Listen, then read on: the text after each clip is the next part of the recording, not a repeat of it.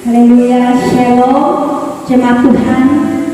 Selamat bergabung di dalam ibadah online pada pagi hari ini. Saya yakin dan percaya dimanapun Anda berada pada saat ini, Tuhan ada bersama-sama dengan Anda dan saya. Amin. Mari kita mulaikan ibadah kita pada pagi hari ini dengan mendengarkan firman Tuhan yang terdapat di dalam Mazmur 23 ayat 1 hingga 4. Tuhan adalah gembalaku, takkan kekurangan aku. Ia memberikan aku di padang yang berumput hijau. Ia membimbing aku ke air yang tenang. Ia menyegarkan jiwaku. Ia menuntun aku di jalan yang benar oleh kerana namanya. Sekalipun aku berjalan dalam lembah kekelaman, aku tidak takut bahaya, sebab Engkau besertaku, dan gadamu dan tongkatmu itulah yang menghibur aku. Haleluya. Mari kita persiapkan hati kita pada saat ini untuk memuji dan menyembah Tuhan, bahkan untuk datang kepada Tuhan pada saat ini.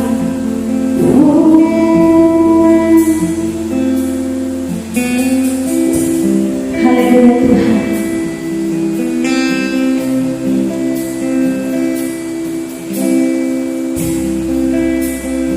Haleluya.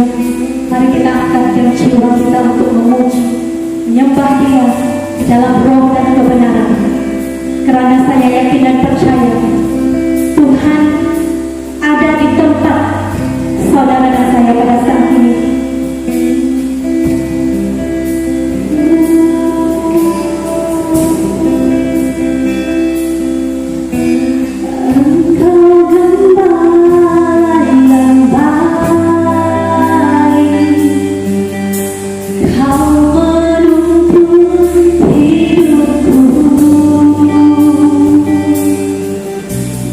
Hallelujah.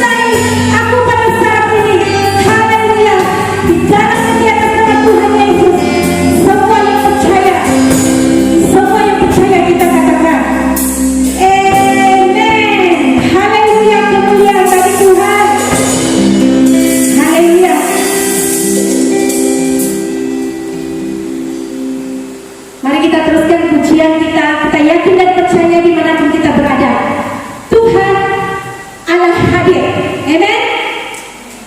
Haleluya. Tuhan Allah kita hadir di sini di tengah umat yang memuji. Yes, Lord.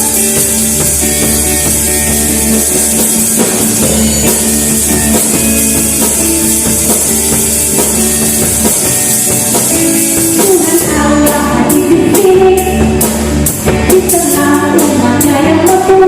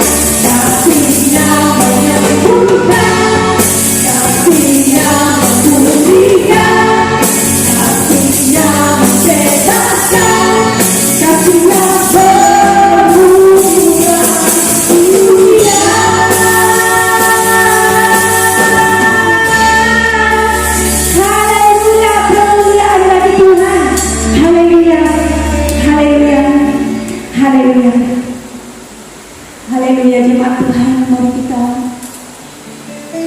tenang di hadapan Tuhan pada saat ini.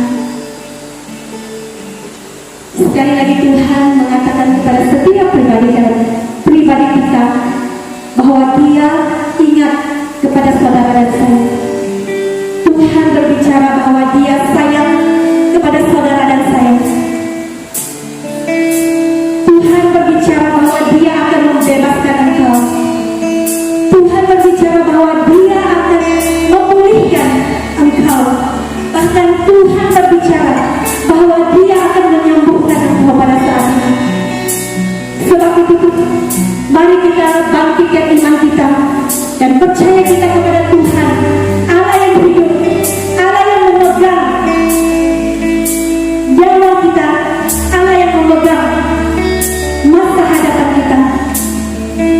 Pada saat ini saya mau berdoa dimanapun Anda berada. Saya yakin dan percaya Anda merasakan hadirat Tuhan di tempat Anda berada saat Anda memuji dan menyembah Tuhan. Mari kita kembalikan pada saat ini bahwa Tuhan yang kita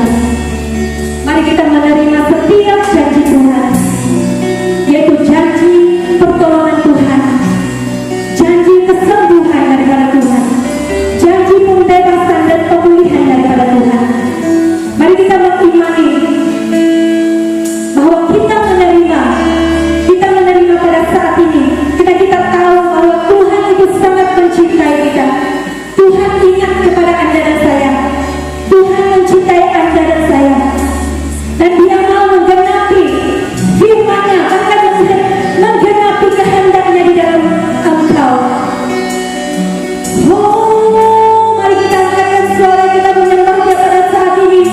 Oh, haleluya Tuhan Yesus. Kami berseru padamu pada saat ini Tuhan.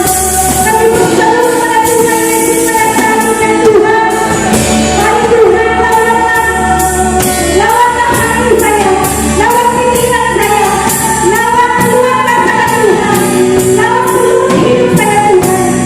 Saya ingin memperbaharui hubungan saya dengan Tuhan. Saya mau mendekati Tuhan. Saya mau mencari Tuhan dalam hidup saya.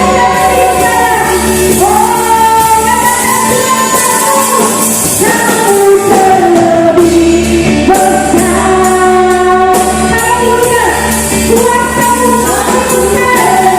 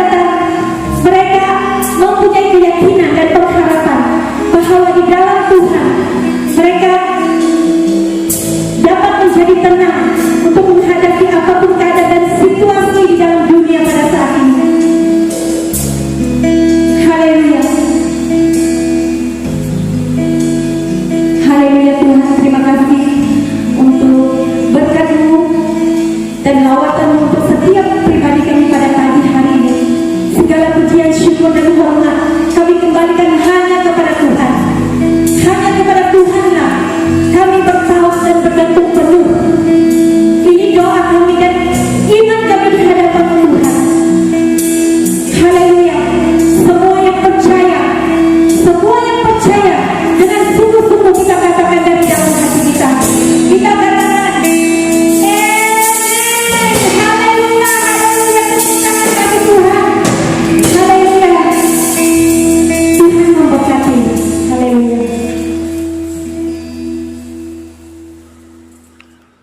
Shalom, salam sejahtera bagi kita semua, dimanapun kita berada saat ini.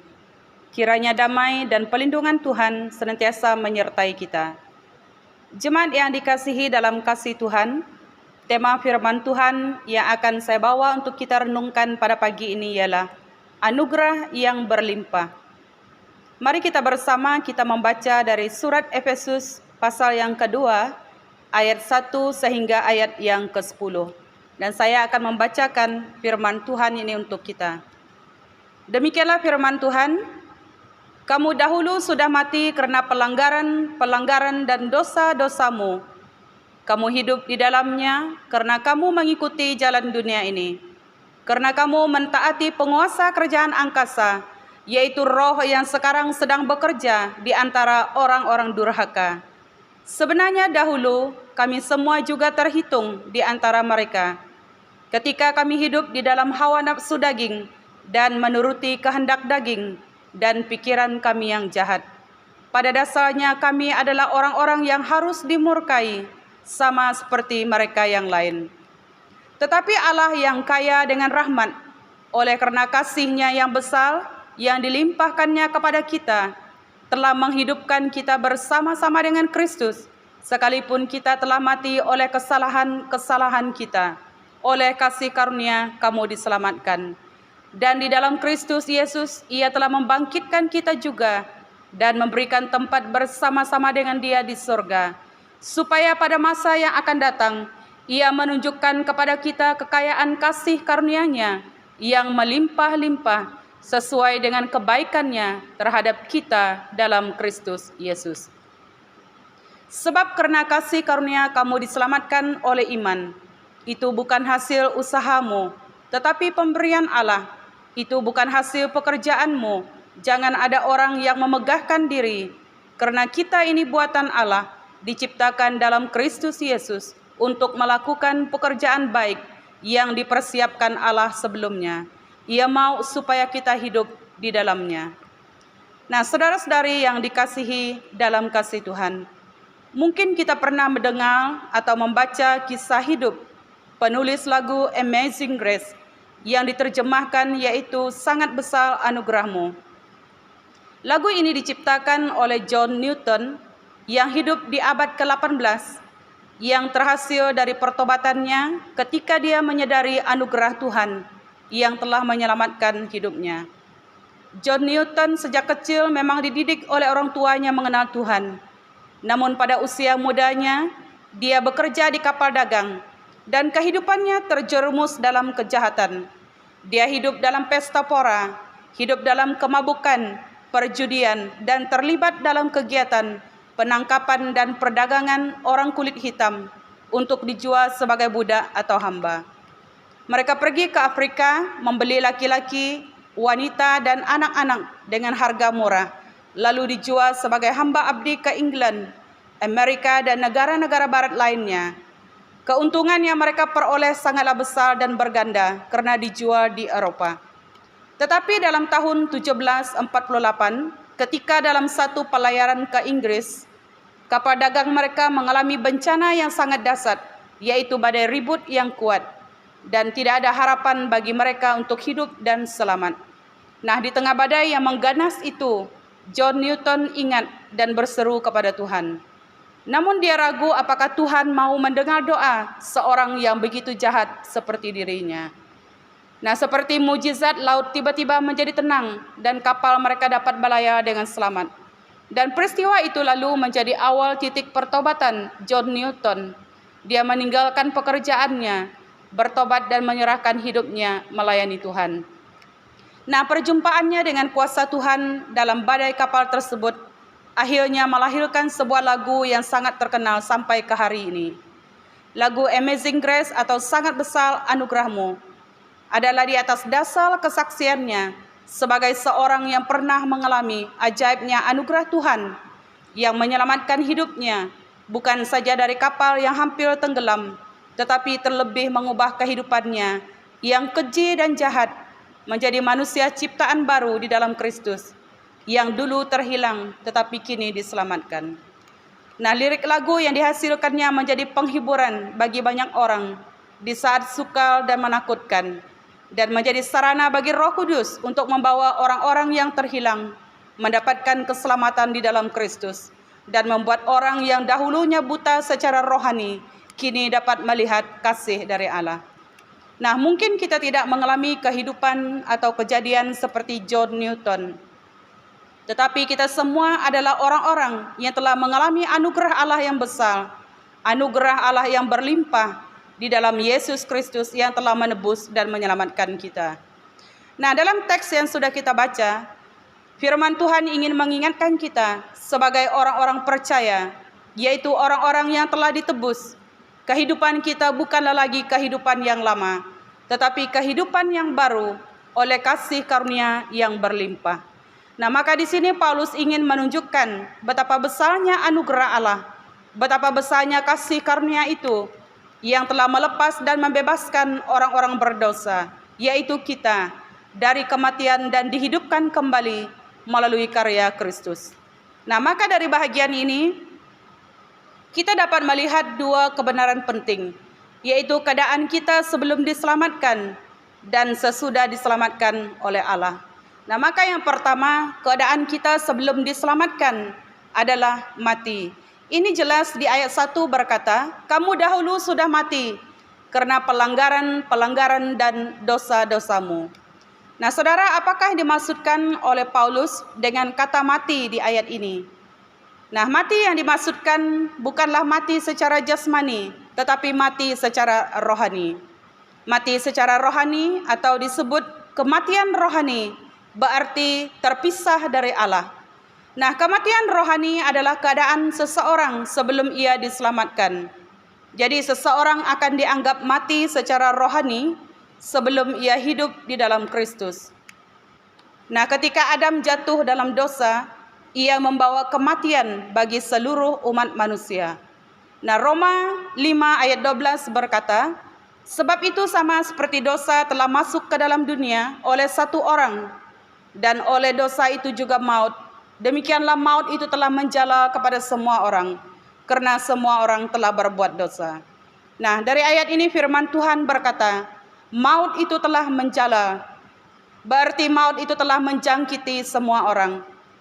Semua orang sudah mati dalam arti kata mati rohani di hadapan Allah. Nah, kematian rohani bermula di Taman Eden.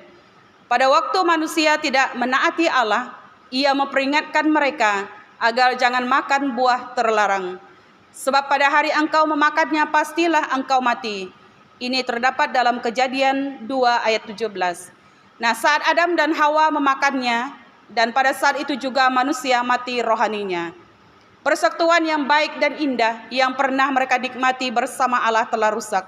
Dan ini digambarkan dengan Adam takut dan menyembunyikan dirinya dari Allah. Kita boleh membacanya dalam Kejadian 3 ayat yang ke-10. Nah, Paulus menggunakan kata mati sebagai gambaran yang sempurna untuk menjelaskan ketidakberdayaan manusia. Dosa membuat manusia tidak berdaya lagi untuk kembali kepada Allah dan melakukan hal yang benar di hadapannya. Karena kita mati dalam dosa, kita tidak mampu untuk sepenuhnya percaya kepada Allah atau firman-Nya. Nah, Yesus berkata dalam Yohanes 15 ayat 5, di luar aku kamu tidak dapat berbuat apa-apa. Nah, saudara, kita tidak dapat datang kepada Tuhan jika bukan Tuhan yang memampukan kita. Nah, Paulus berkata di dalam Roma pasal yang ke-8 bahwa pikiran kita tidak dapat tunduk kepada Allah atau untuk menyenangkan Allah. Dalam keadaan tercemar dosa, kita tidak akan dapat memahami kehendak Allah. Kematian rohani menyebabkan kita gagal mencapai sasaran yang sesuai dengan ketetapan Allah dalam kebenarannya. Kita gagal memenuhi standar Allah. Dosa membuat kita tidak dapat melakukan apa yang benar dan yang berkenan kepada Allah. Nah, maka di ayat 1 hingga ayat yang ketiga ini, Paulus memperingatkan kita tentang keadaan kita dahulu sebelum kita diselamatkan adalah kehidupan yang rusak dan binasa, yang tidak memiliki pengharapan karena berada di bawah murka dan hukuman Allah. Nah, maka di sini saudara-saudari yang saya kasihi, firman Tuhan mengingatkan kita agar jangan lagi mau kembali kepada kehidupan lama, kehidupan di luar anugerah. Kehidupan tanpa Allah adalah kehidupan yang mati dan berakhir dengan kebinasaan jika kita tidak bertobat. Nah, tetapi syukur kepada Allah karena di bahagian kedua dari ayat 4 hingga ayat yang ke-10, Paulus menyampaikan berita baik, yaitu tentang karya Allah melalui Yesus Kristus bagi orang-orang berdosa. Ada jalan keluar yang mulia, meskipun upah dosa adalah maut, tetapi karunia Allah ialah hidup yang kekal dalam Kristus Yesus Tuhan kita. Nah, di ayat keempat sehingga ayat yang keenam berkata, tetapi Allah yang kaya dengan rahmat, oleh karena kasih-Nya yang besar, yang dilimpahkannya kepada kita, telah menghidupkan kita bersama-sama dengan Kristus, sekalipun kita telah mati oleh kesalahan-kesalahan kita. Oleh kasih karunia kamu diselamatkan, dan di dalam Kristus Yesus Ia telah membangkitkan kita juga, dan memberikan tempat bersama-sama dengan Dia di sorga. Nah, inilah anugerah yang berlimpah itu. Kita yang mati di dalam dosa dihidupkan kembali bersama-sama Kristus. Nah, Allah bukan saja memberikan kita kehidupan, Ia juga membangkitkan kita dan memberikan kita tempat di surga. Saudara, inilah rahmat Allah yang luar biasa. Kasih Allah yang heran dan ajaib. Kita yang berdosa yang selayaknya dihukum, tetapi diberi anugerah yang berlimpah, yaitu kita dihidupkan, dibangkitkan, dan mendapat bahagian di dalam kerajaan surga. Nah, maka di ayat yang kelima kata menghidupkan berarti kita mati sebelumnya.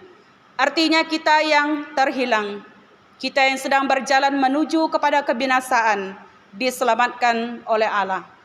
Allah mencari kita, ketika ditemukan kita dirangkulnya, kita dipulihkan dan kita disembuhkannya. Nah, saudara, dengan kematian Kristus, dosa kita telah diampuni, dan oleh kebangkitannya maut telah dikalahkan. Nah, kematian tidak lagi berkuasa atas kita, oleh karena Kristus telah menang di atas dosa dan maut.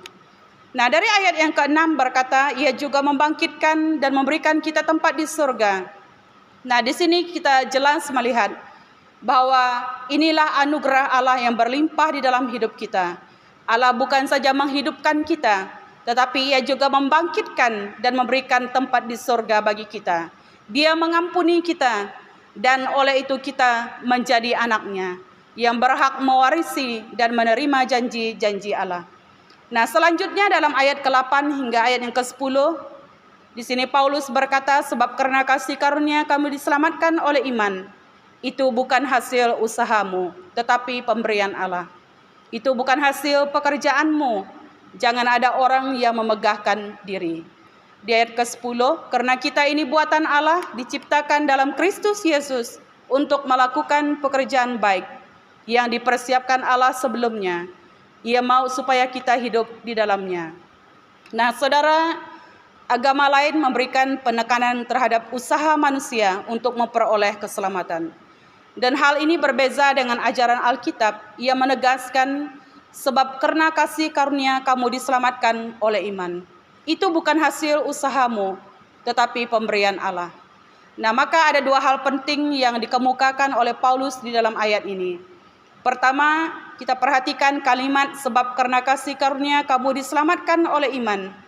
Nah, menjelaskan bahwa manusia dahulu mati karena dosa-dosanya, tetapi karena kasih karunia Allah, kita dihidupkan melalui kematian dan kebangkitan Kristus, sehingga kita beroleh keselamatan dalam iman kepada Yesus Kristus.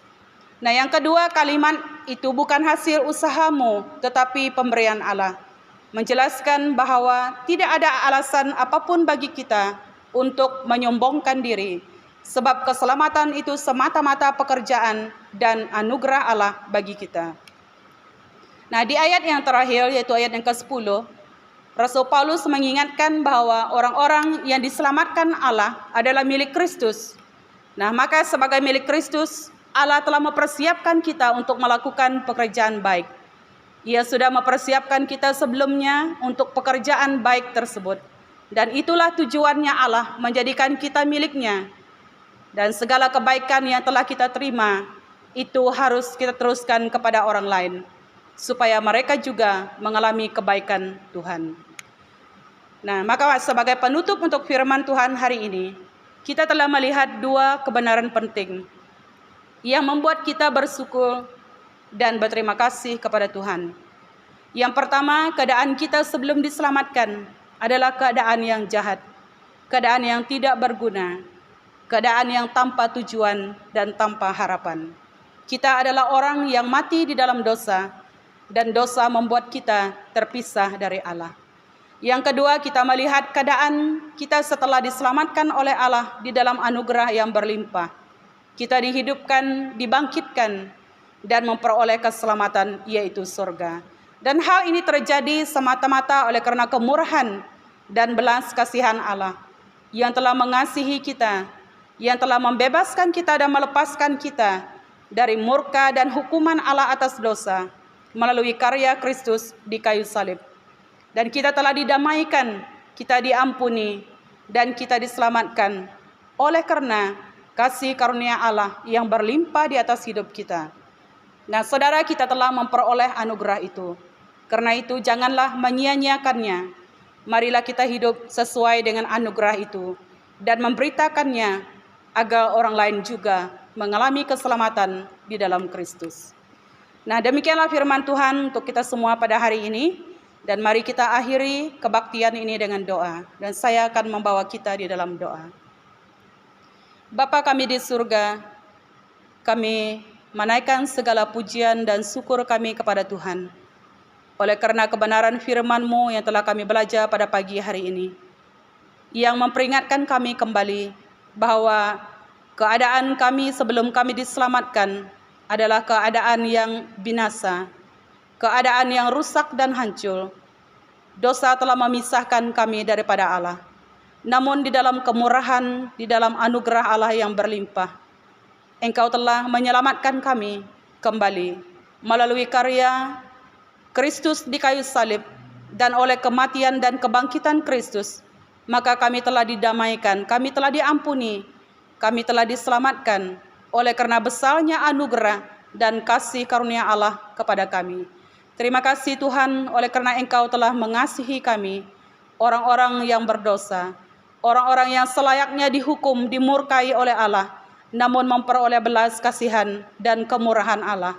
Kami diampuni dan kami diselamatkan hanya semata-mata oleh karena anugerah Allah yang berlimpah di dalam kehidupan kami.